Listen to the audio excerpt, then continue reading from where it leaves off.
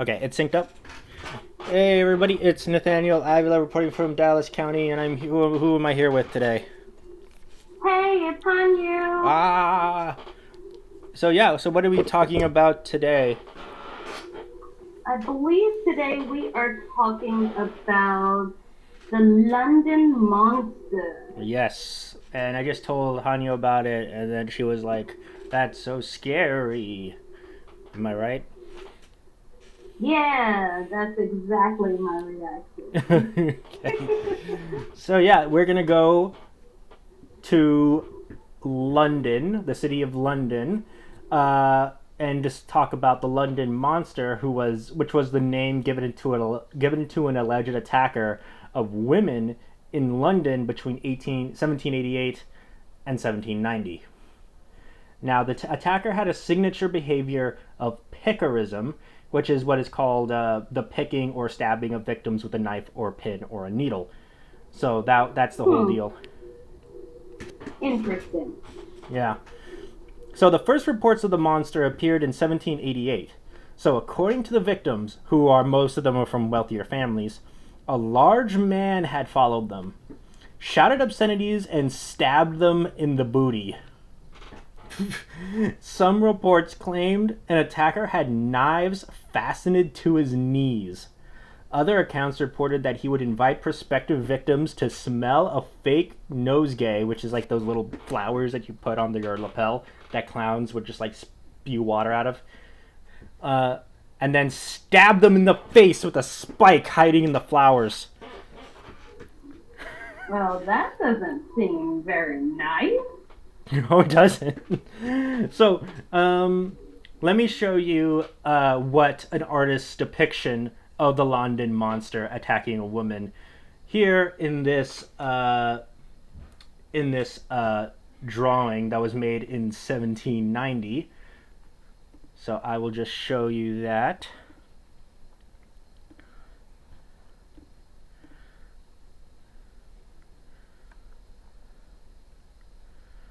Okay. So here is a drawing of the London monster, of an artist's depiction of the London monster. So what do you think? Interesting. Very And scary. just and just stabbing her in the butt. I think so. Actually, I would really say that's kind of the side, not her butt. Yeah. Because she looks like she's kind of facing more towards him. Yeah. Like, excuse me, sir, you have planted your knife in me. Please remove it. I said no. This day. I think the artist might have taken some liberties when drawing it. But yeah, that's how this person is supposedly have looked like. So yeah, so in all cases, the alleged assailant would escape before help arrived. Now, some women were found with their clothes cut, and others had substantial wounds. In 2 years, the number of reported victims mounted to more than 50. Now, the press soon named the maniac the Monster, and descriptions of the attacker varied greatly. Some men even founded a no monster club and began to wear club pins on their lapels to show that they were not the monster. Very, very ingenious. Wouldn't you say? I mean, if you're trying to say that you're not who they say you are, yeah, sure, it's ingenious. I mean, who's to say that the actual guy didn't get his hands on one of those no monster pins and just started wearing it? Of course. I mean, my victims will allow me to come closer to you because you say I am not a monster. Ah, surprise! I am! Stab in the butt. Stab in the butt. Why the butt? I don't know. Ask the monster. Okay. So so Londoners were outraged when the Bow Street Runners, the London police force at the time, failed to capture the man. Now, philanthropist John Julius Angerstein promised to award £100 for capture of the perpetrator. Now, armed vigilantes began to control the city. Began to patrol the city, and fashionable ladies began to wear copper pans over their petticoats. Now, there were false accusations and attacks against suspicious people.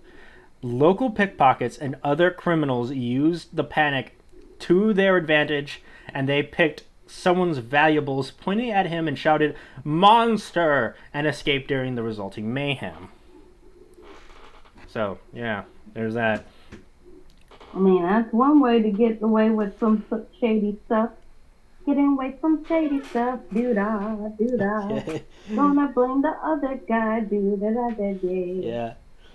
So on June 13th, 1790, one Anne Porter claimed that she had spotted her attacker in St. James Park. Her lover, John Coleman, began to slow pursuit of the man, who realized he was being followed. When Rhynwick Williams, a 23-year-old florist, reached his house, Coleman confronted him, accusing him of insulting a lady, and challenged him to a duel. He eventually took Williams to meet Porter, who fainted when she saw him. Now, Williams protested his innocence, but given the climate of the panic, it was futile. He admitted that he had once approached Porter, but had an alibi for the other attacks. Magistrates charged Williams with defacing clothing. Which a crime that in the Bloody Code carried a harsher penalty than assault or attempted murder. So what do you think about that? I don't know. That seems a little suspicious. Do you think the punishment matches the crime of defacing clothing? I don't think the punishment fits the crime, because it was just a loss of some petticoats, but nothing was, or dresses and things like that. But nothing of major, no, as they say, deflowering had been going on. Mm-hmm. They literally just got stabbed in the butt and then survived. Okay, yeah. So, during the trial, spectators cheered the witnesses for the prosecution and insulted those for the defense. So it was a real kangaroo court, a real Depp versus Heard situation. So, wow. What? Wow. Did you really do that? Huh? Mm-hmm. What was I that? heard that reference, young man. Oh, sorry. Are you team Depp or are you team Heard? Depp. You're team Depp? I'm team Yep. Depp too. So, one of the claimed victims confessed that she had not been attacked at all. Now the Scandalous! Oh, yeah. So the court granted Williams a retrial. In the new trial, Williams' defense lawyer was Irish poet Theophilus Swift, who you might read his poetry sometime in poetry class. So, whose tactics was to accuse Porter of a scheme to collect the reward. Porter, having married Coleman, who had received the award money. Despite the fact that a number of alleged victims gave contradictory stories, and that his employer and co-workers testified that he had an alibi for the most infamous attack. Williams was convicted on 3 counts and sentenced to 2 years each, with a total of 6 years in prison. And he was released in December of 1796. So, yeah. Do you think he's the London Monster? Do you think Williams is the London Monster? No, I don't think so. I mean, he probably could have, approached maybe 1 or 2 of those ladies. I mean, towns are very small. But I doubt he could have gotten as many people as confronted to being stabbed by this London Monster to begin with. So, historians have speculated whether Williams was the culprit and have even questioned whether the London Monster even existed. So reports of monster-like attacks continued to be reported for many years, though they lessened somewhat while Williams was imprisoned. So there were still reports of attacks while Williams was in prison.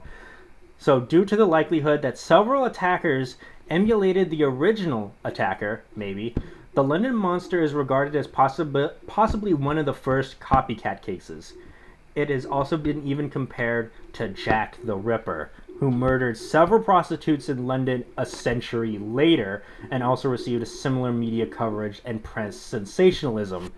Although the London Monster never really killed anyone. So yeah, and thus ending the story of the London Monster. So yeah, well, what's your opinion on this whole thing? Well, I mean, it could have been copycats, it could not, but having still a mass of people still going out and getting stabbed in the butt, it's kind of hard to say that he was the original or was he the copycat. So it's no telling where he actually set in all of that. I think he, at the very least, he was a copycat because he did proclaim his innocence throughout the entire trial, and he had solid alibis for the other previous attacks. So odds are, that's how it is. So what did you think about what do you think about this whole court proceeding that they just convicted him? They convicted him regardless of all the evidence supporting that he isn't most likely the London Monster. Sounds like just our society as a whole anyway. No, snap. What do you mean? Just, you try to hear two sides of the story to not commit someone, but some people already have in their mind that that person's guilty without even being shown the evidence that they're not. There's a lot of people in jail that were innocent. And, well, more recently with the new way DNA testing and just testing of certain things, there's been cases where someone was convicted of a crime and they go back to it and find DNA or some kind of other evidence that leads to someone completely different, and the person they put in jail was completely innocent. That stinks. Yep. Hopefully they do the courts actually compensate him for the wrongful conviction? No. They don't give him any money? They just say, no. Get out of here. Figure it out. In some cases, yes, that happens. They actually have to go and appeal and get it off their records to just get jobs in certain places. That stinks. Because sometimes they just don't expunge it, or they keep it in for so many years. Right. Well, that definitely stinks. Do you think that's what happened to Rhynwick Williams? I mean, was he ever released and put back into society after serving his time in jail? Yeah, he was only sentenced to... He was killed. What? Wasn't he killed, though? No, he was released after serving his time in prison in 1796. So it might have been hard, especially if his face was in all the papers. Oh yeah, this trial was heavily covered by the media. It had heavy media coverage, or as much media coverage as you can get in the 1790s. But yeah, everybody knew about him. Everybody knew about the trial and the conviction. So though he wasn't really. He knew about the trials and convictions. So, yeah, who knows what his life was like after he was released.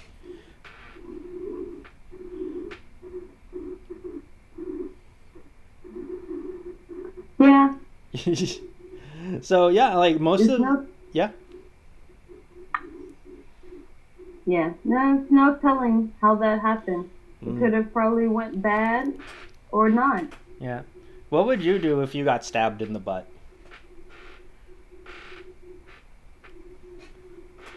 I mean, do I do I re-attack? Like, do I get a chance to defend myself and my butt's honor? Well, Or you already got stabbed in the butt. Like this person came from behind and just like stabbed you in the butt. You didn't know. What do you do after that? Would you? I guess you would just attack them. I guess. yeah, because I'm pretty. But I mean, if you think about the time frame, there's so much fabric and bustles and extra padding and stuff. I don't think anyone, unless it was a really long dagger, a really big dagger, and they had enough time to go all the way through all that amount of fabric, would actually touch the box. I know that most women started wearing like pans over under their petticoats in order to protect themselves from being stabbed in the butt. So there's that I option. mean, pants with the underskirt, an overskirt, a petticoat over that, and then actually no, before the petticoat, they have like if you actually there's some people that actually show the process of certain amounts of clothing that a female had to put on Mm, for that type of century. Because yeah. there's in some of them, depending on if it has the elongated butt that like it's wider than what her actual butt is, it's actually padding on top of that butt, and then the petticoat, and then the actual dress. Mm-hmm. So there's lots of layers of clothing going through this. So really, it's more of a did they? I mean, they got stabbed in the butt, but did it actually make contact through all the fabric to actually stab them in the butt to give actual harm? Probably. Maybe. I mean, he used a knife. I don't know how sharp the knife was, but who knows? They did say that the clothing was like ripped and stuff. Yeah, I mean, but that's a lot of clothing. And yeah, that's easy to rip. I mean, if you're trying to get towards the bottom, you have to go through all that amount of clothing to get to it. Mm-hmm. And depending on your knife, if it's not fully sharp, and this is why you don't use people's ladies and gents fabric scissors, is that the more you cut things that shouldn't be cut, the more duller the scissors or knives get. Okay. So, do you use fabric scissors or don't use fabric scissors? Only use fabric scissors on fabric. You Uh, use it on anything else, then I'll have to get a new fabric scissors and a new person that got a new person. is Because that? I will have to use my fabric scissors to stab you afterwards. Because Oh, they're no longer fabric scissors at that point. did that happen to you once? Maybe, maybe not. Oh no.